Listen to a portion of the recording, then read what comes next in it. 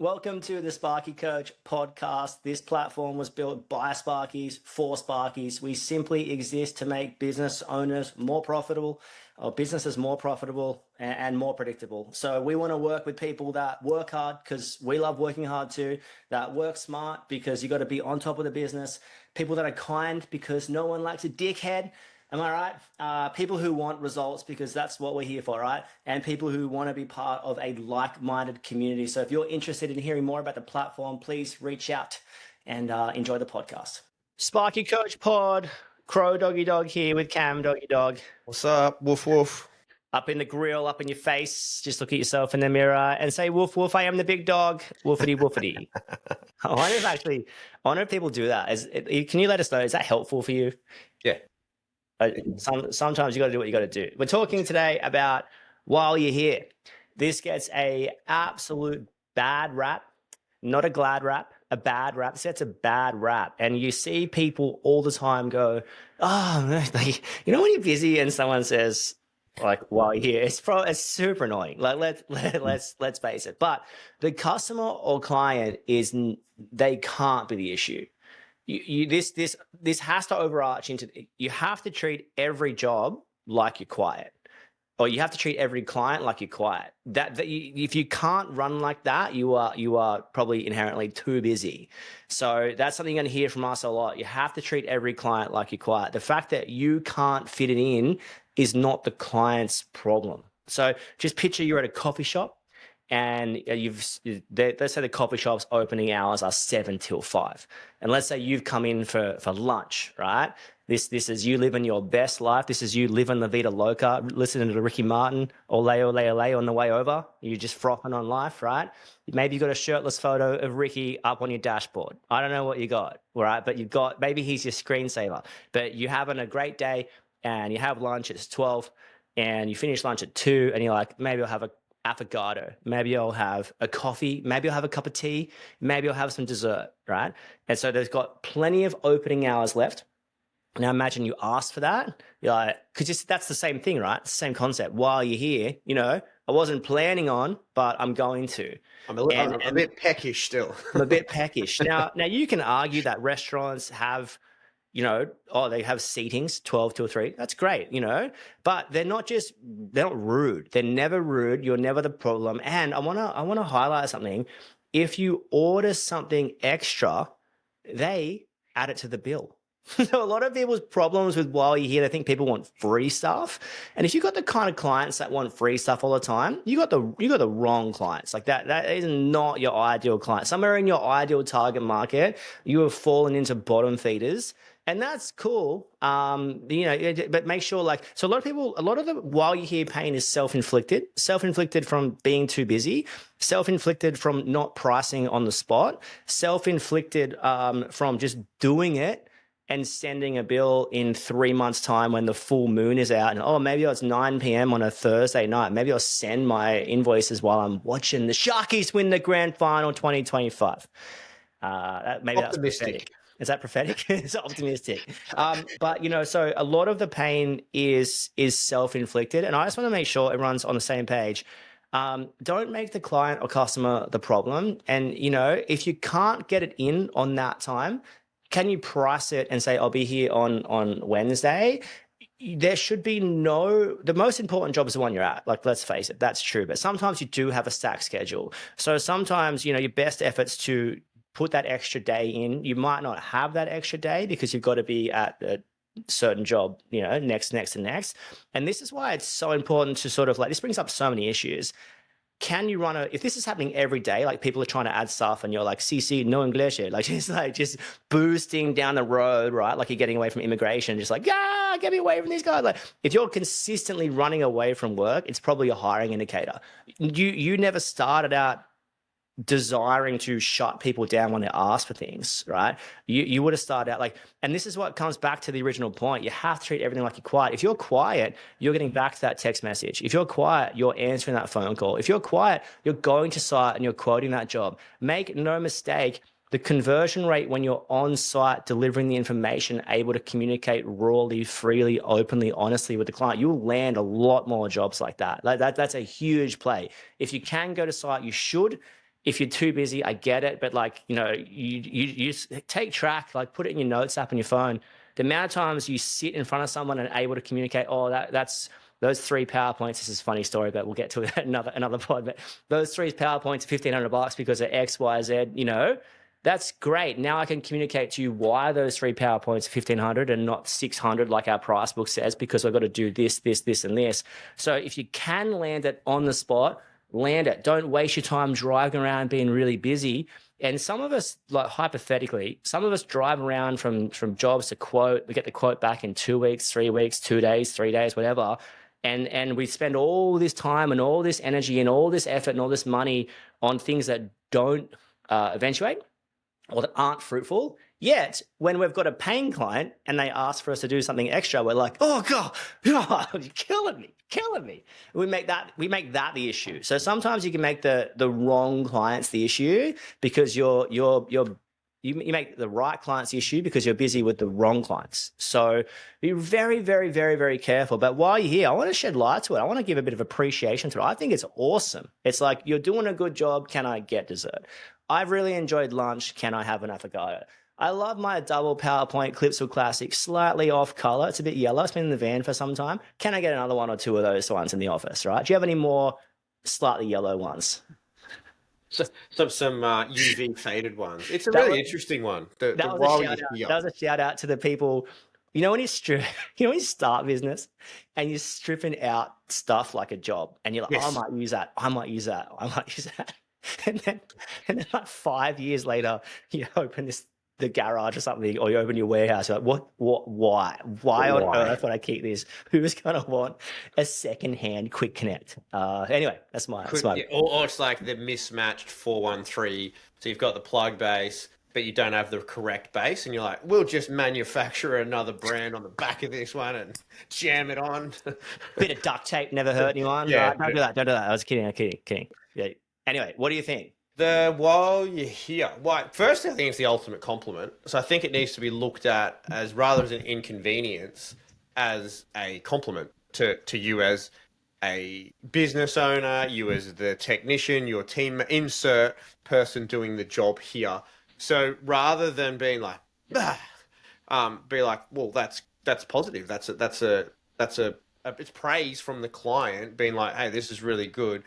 And I think it's also too, like, have you never ever changed your mind in your life? Have you never wanted something like extra? It's like, go to Coles or Woolies and it's like, hey, I've got the list here. And then you're walking down the confectionery aisle and, there's a halo of the Cadbury chocolate. And it's like, I'm going to grab a fistful of these because I'm here. Right. You know what's funny on that? I was walking through our local Food Works. Cadbury chocolate was $10, like a standard. Oh, I said standard $2.50, but there's changed it to $200. Anyone that's been back in the day will understand what I'm talking about. $10. So I was like, damn it, I'm gonna buy it. Bought some caramello. The boys saw me buy it, like my two boys, 8 and 6, and then 2 days later they were like, oh, did we buy chocolate to make cookies? I was like, oh no, I didn't end up buying that. It was too expensive. But I fully lied to them because I ate it when they were in bed sleeping. You can't stop on that. You can't even buy. You can't have it in that. We can't have chocolate in the house. It's that sounds like a confession. It sounds like you need to get it off your chest to make yourself feel better. I did. I was like, while I'm here, I'm just gonna eat the chocolate. That's what I'm gonna do. It was actually really good. Caramello is my go-to. So if you're sending us some merch, reach out, send me some merch, send me some lollies or chocolate. Chocolate could melt, but I don't really care. It doesn't care. We'll work it out. It's all fine. Put it in the fridge. It'll go back into some kind of shape and go from there. Exactly. But yeah, you were saying walking down Halo on lollies. Yeah, Halo and the Cadbury. I like the Cadbury stand. You're just like, I'm going to grab some while I'm here. It's the same theory. It's like, it's the, hey, I'm not going to have another shot of walking down the aisle. So I'm going to grab some extra while I'm here because it could be a week, a fortnight, a month between the opportunity to smash some Cadbury chocolate later that evening while the kids are asleep. So first and foremost, see it as a compliment, not an inconvenience. And also, it's an opportunity to engage with the client further. So, hey, we're having a conversation. Things are going well. Starting to continue to build up that rapport because you just never know, and this is probably the thing that sits in the back of my head. You never know who someone knows. You never know who you're actually probably dealing with and who they know, and the chip-ins that may come on in the future. So rather than looking at an inconvenience, it's like, sweet. So either here's an opportunity to build on our relationship with this customer and provide more of our excellent service to them. Now, the conundrum often that comes up is this is not a personal attack on the person. It's not even the issue of doing the actual job. It is, generally speaking, a time forced issue that comes up. So it's like, oh, I don't have the time to do this. Like, why would you even request this? So what happens is you're now projecting the supposed inconvenience onto the client and making it their problem around like a simple request. So I think what you need to do is you need to look into it, and then this is where communication comes into it. If you literally cannot get it done, just tell them, hey, look, don't have time now, but how does Wednesday morning sound? How does Thursday morning sound? How insert the time frame here that works, right? Or is there an ability to communicate with the next client potentially that you may have scheduled for that day to do a bit of rearranging or a bit of a shuffle around, because there's no time like the right time, which is now. So you're there, the compound effect. So you're there, you're on site, you've got the ladder out, you've got the tools out, you've got the torch out, you've got the bucket out, you've got the tool bag, you got the 2.5, you got the roll, you got everything. So let's just keep on keeping on, right? And there could be some other factors at play here. It could be like, oh, that's a bit of a curly request in regards to like the material needed for it is we just don't have it all on us. Like we're a wholesaler on wheels, but we're not a warehouse on wheels. So like we can't get it all. So you need to then weigh up the time cost ratio around like, if I go and get this gear, it's actually going to probably blow out the time frame here. So it's like, well, let's reschedule a time that works. I can order that material now on my smartest phone in the world. And let's remember that when we didn't have smartphones, we could still ring the wholesaler. And it just feels to me it's more convenient than ever to do anything, yet we make it harder for ourselves to do everything. I don't know why it is or how we go about it. It's just what happens. So really want to emphasize that you don't want to make the client's simple request their problem. You need to make it your problem and figure out how you're going to make it work for them. Because like Crowy said, like if you're at the restaurant, you're at the bar, no one goes, checking out of Coles. It's like, well, that wasn't on the list, buddy. Like, you can't take that today. That is a CC no, like hardcore no. It's so interesting to talk about, because I feel like if that's the biggest problem that happens to you today, it's a pretty good thing. Sometimes you have to think like that. Like if the worst thing that happened to you today was someone said, "Oh, why are you here? Can you just," like if you're complaining about that, you've got a pretty good life and a pretty good business, I would suggest. So a lot of times there's a reason you are complaining. So if you're by yourself, you've got and your schedule stacked to the rafters, packed to the rafters. Shout out to that show. I never watched it, but I'm assuming it was pretty good. So if your schedule's stacked out, you're going to be like, oh God, I actually can't fit that in, So you don't have someone to handball it off to. So that's hard. When you're by yourself, it's hard, but it can be a hiring indicator. If it's happening consistently and you're 2 to 3 weeks booked out, it's a huge hiring indicator, I would suggest. If you've got a team, it presents another issue like, well, can they quote on site for me? So, let's say I had Corey, I just said his name. It's actually a real name, but I might cut it out. Probably won't cut it out. I don't like cutting things out. But like, this is actually a funny story because Corey's an absolute Lord legend. And I remember at the start, he was estimating jobs. And generally speaking, if you get a kind person who is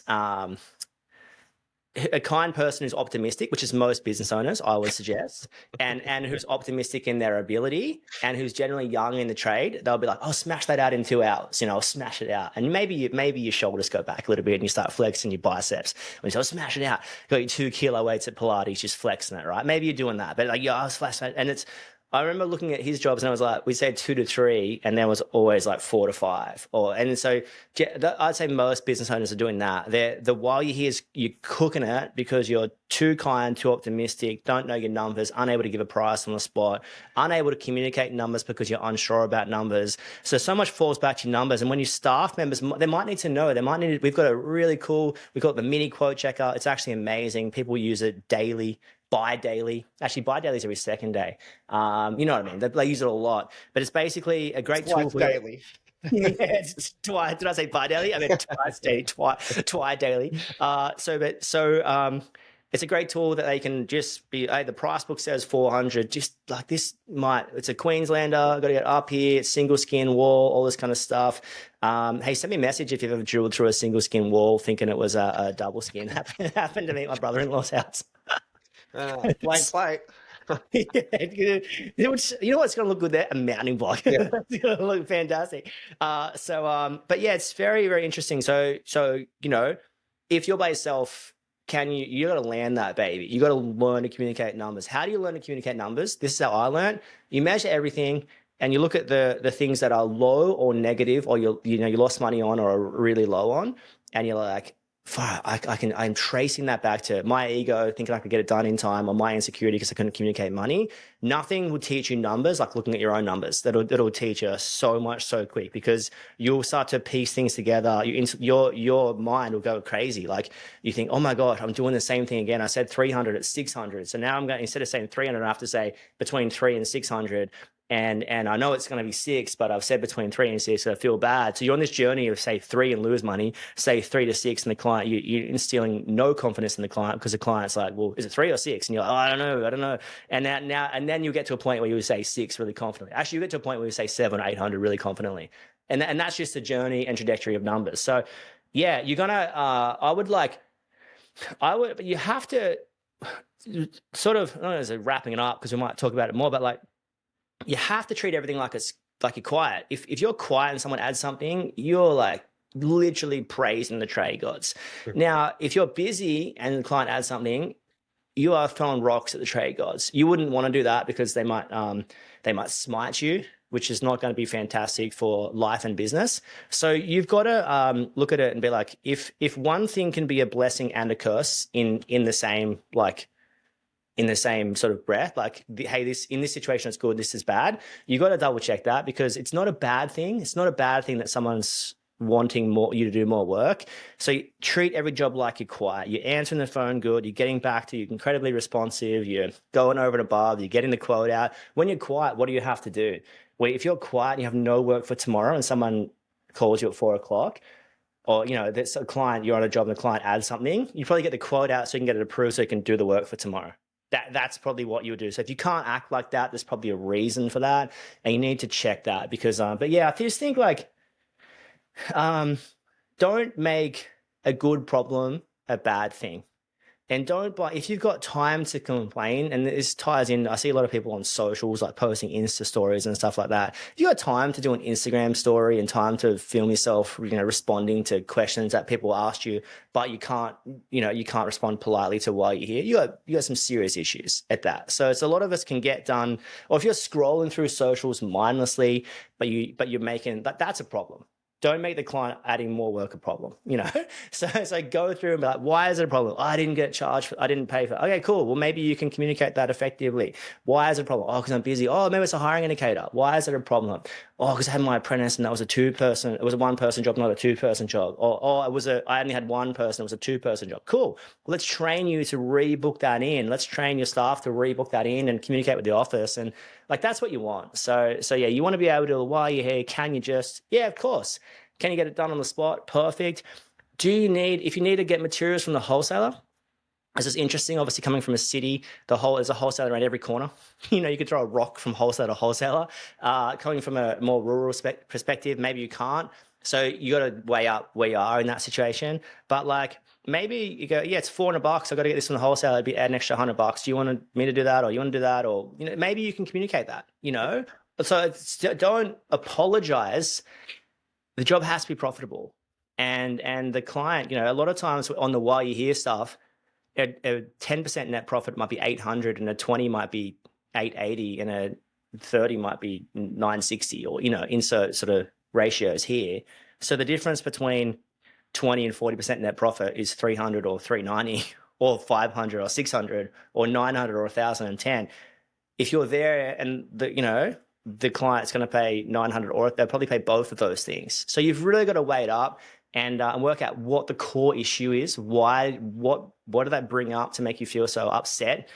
If that's the biggest problem that you have that day, that's probably a pretty good thing. Light a candle to the trade gods for that one. But yeah, well, in wrapping up, what do you think? Well, I think probably a couple of things here is scheduling. So often we create our own problems from our scheduling. So you touched on before around, hey, I don't have the time. Genuinely, you could be booked out. Like genuinely, you have a bit of lead time. I think if your schedule is so tight that you've got no time to no time to move, that's a problem, right? You need to have the ability to give yourself a little bit of flexibility each week. So I've said it a million times, and I'll say it again. Never met someone who has got upset for being like, oh, hey, instead of doing the job next Wednesday, we can do it on Friday this week now. Is that okay for you? Some people it's not going to work for, but they'll always say, thanks for thinking of me anyway. And then the people it does work for, they will praise you as you walk in and make you a cup of tea, right?